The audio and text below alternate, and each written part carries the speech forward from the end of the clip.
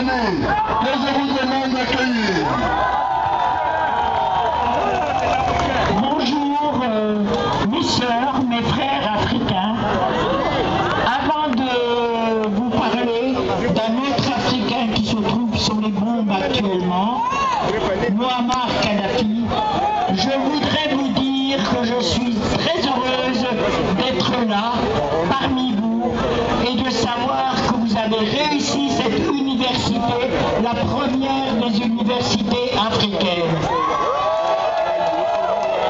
Et je vous remercie d'être tous là. Vous savez, moi je fais partie d'une génération qui a vu les Noirs raser les murs en France, qui a vu les Noirs sans rien, ne pouvant pas s'exprimer. Et je voudrais aussi en profiter pour rendre hommage à un grand monsieur, Laurent Gbagbo. Un énorme monsieur, de ceux comme Lumumba, Sankara, qui sont la fierté de l'Afrique. Et je demande, en tant que Française, la libération de Gbagbo. Car la Côte d'Ivoire ne pourra pas se construire sans Gbagbo.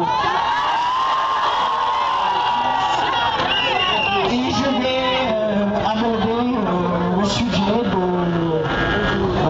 la Libye. La Libye qui se trouve actuellement sous les bombes. On a encore bombardé cette nuit, il y a des morts. On a assassiné le fils et les petits-enfants de Kadhafi. Et c'est Kadhafi qu'on veut traduire devant le tribunal international. Alors qu'on est en train de massacrer le peuple libyen. On a fait passer Kadhafi pour un dictateur, un Hitler, on l'a fait passer pour un sanguinaire et on a raconté des conneries. J'étais là-bas il y a 3 semaines avec Dieudonné que j'allais amener justement pour qu'il puisse prendre conscience de ce que c'était que la Libye. Et nous avons été dans une ville à côté de Tripoli qui s'appelle Fashloum. On nous avait raconté à la télé que Kadhafi avait massacré à Fashloum, que les hôpitaux étaient pleins, qu'il y avait du sang partout, qu'il a massacré son peuple. Figurez-vous que Fashloum est une ville magnifique, il y a des maisons partout, des magasins partout, et il n'a massacré personne.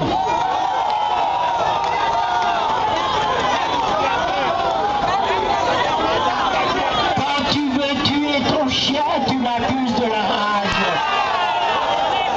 Ils l'ont fait pour Gbagbo, ils sont en train de le faire pour Kadhafi.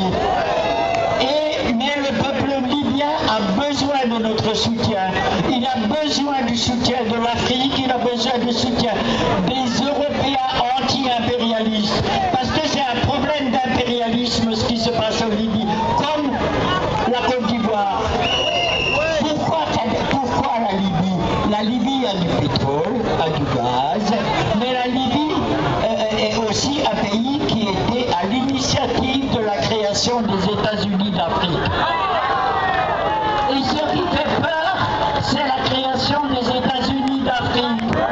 Quand Kadhafi a dit, nous créons les États-Unis d'Afrique pour que les ressources africaines restent en Afrique, quand il a proposé une monnaie africaine, une banque africaine, il a signé son arrêt de mort.